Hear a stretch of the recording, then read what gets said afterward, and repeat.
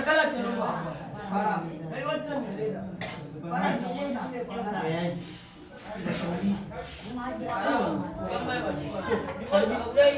to sadaka a rinka ce Allah ya karba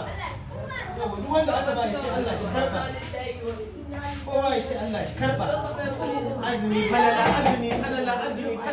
ya shi mun fara alhamdulillah Allah kama watan Ramadan mun fara ba da abincin sadaka amma yau mun yi wake da shinkafa da bai da yaji saboda wadanda muke sa rai su ranka turo mana gudunmawar tasu da saura kudaden da aka turo mana ba su isa mi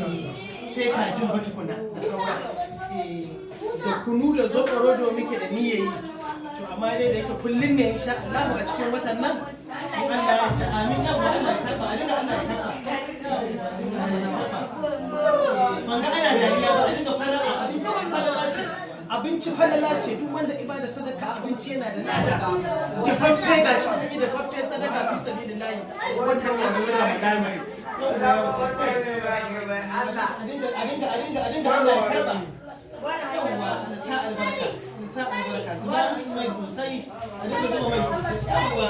ya fara'a da wanda akwai fara'a shi ne wanda ga hinan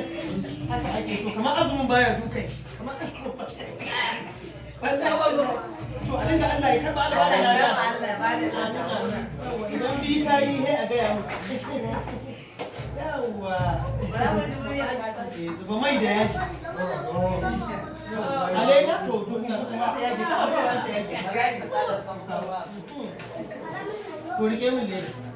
in biyu ta yi minti biyu sai a kana mini yawa to zuma mai da yaji a ce Allah ya karba duk wanda aka ba ya ce Allah ya karba shikenan yawa mun gode Allah